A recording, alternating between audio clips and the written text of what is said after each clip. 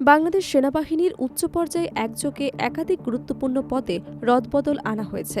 ২২শে ফেব্রুয়ারি দুপুরে সেনা সদর থেকে এ সংক্রান্ত প্রজ্ঞাপন জারি করা হয় বলে প্রতিরক্ষা মন্ত্রণালয় সূত্রে নিশ্চিত করা হয়েছে।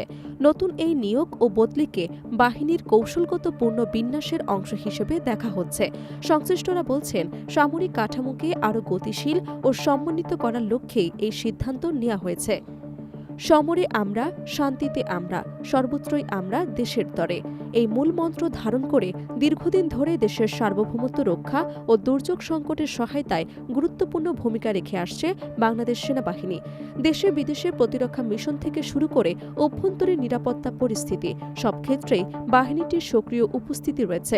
এমন প্রেক্ষাপটে শীর্ষ নেতৃত্বে এই পরিবর্তনকে তাৎপর্যপূর্ণ বলেই মনে করছেন বিশ্লেষকরা। প্রজ্ঞাপন অনুযায়ী আর্মি ট্রেনিং অ্যান্ড ডক্ট্রিন কমান্ডের জিওসি লেফটেন্যান্ট জেনারেল মাইনুর রহমানকে সেনাবাহিনীর chief of the general staff হিসেবে নিয়োগ দেওয়া হয়েছে। তিনি সদ্য অবসরে যাওয়া লেফটেন্যান্ট জেনারেল মিজানুর রহমান শাম্মীর স্থলাভিষিক্ত হচ্ছেন। সিজিএস পদটি সেনাবাহিনীর অপারেশন, পরিকল্পনা ও প্রশাসনিক সমন্বয়ের ক্ষেত্রে অত্যন্ত গুরুত্বপূর্ণ হিসেবে বিবেচিত। মাইনুর রহমানের দীর্ঘ সামরিক অভিজ্ঞতা ও প্রশিক্ষণ ব্যবস্থাপনায় ভূমিকার কারণে এ পদে তাকে উপযুক্ত নির্বাচন বলে মনে করছেন সংশ্লিষ্ট মহল। একই আদেশে চট্টগ্রাম ভিত্তিক ২৪ পদাতিক ডিভিশনের GOC major general Mir Mushfiqur রহমানকে লেফটেন্যান্ট জেনারেল পদে পদোন্নতি দিয়ে সশস্ত্র বাহিনী বিভাগের প্রিন্সিপাল স্টাফ অফিসার হিসেবে নিয়োগ দেওয়া হয়েছে। সশস্ত্র বাহিনী বিভাগের এই পদটি ৩ বাহিনীর মধ্যে সমন্বয় রক্ষার ক্ষেত্রে গুরুত্বপূর্ণ ভূমিকা পালন করে। এ পদে দায়িত্ব পালন করা লেফটেন্যান্ট জেনারেল এস.এম. কামরুল হাসানকে রাষ্ট্রদূত হিসেবে দায়িত্ব দিতে পররাষ্ট্র মন্ত্রণালয়ে ন্যস্ত করা হয়েছে বলে জানা গেছে। রদবদলের ধারাবাহিকতায় পরিবর্তন এসেছে সামরিক গোয়েন্দা সংস্থা ডিজিএফআইএও। ব্রিগেডিয়ার জেনারেল মোহাম্মদ কায়সার রশিদ চৌধুরীকে মেজর জেনারেল পদে পদোন্নতি দিয়ে সংস্থাটির নতুন মহাপরিচালক হিসেবে নিয়োগ দেওয়া হয়েছে। বর্তমানে মহাপরিচালক মেজর জেনারেল মোহাম্মদ জাহাঙ্গীর আলমকে রাষ্ট্রদূত হিসেবে পররাষ্ট্র মন্ত্রণালয়ে ন্যস্ত করা হয়েছে। সামরিক গোয়েন্দা কার্যক্রমের ক্ষেত্রে নেতৃত্ব পরিবর্তনকে কৌশলগত পুনর্গঠনের অংশ হিসেবেই দেখছেন নিরাপত্তা বিশ্লেষকরা।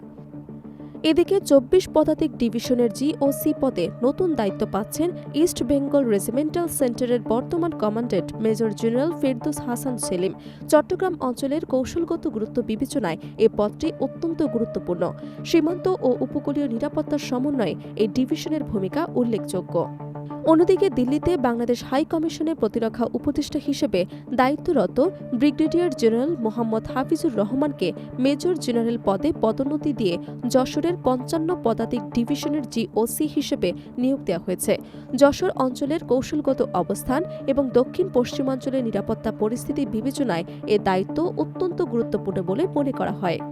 ৫৫ পদাতিক ডিভিশনের বর্তমান GOC major general JM. Imadul ইসলামকে ইস্ট বেঙ্গল রেজিমেন্টাল সেন্টারের কমান্ড্যান্ট হিসেবে বদলি করা হয়েছে। ফলে প্রশিক্ষণ ও রেজিমেন্টাল কাঠামোতেও নতুন নেতৃত্ব যুক্ত হচ্ছে। সংশ্লিষ্টরা বলছেন, এই রদবদলের মাধ্যমে অপারেশনাল ও প্রশিক্ষণ কাঠামোর মধ্যে সমন্বয় আরও সুদৃঢ় হবে।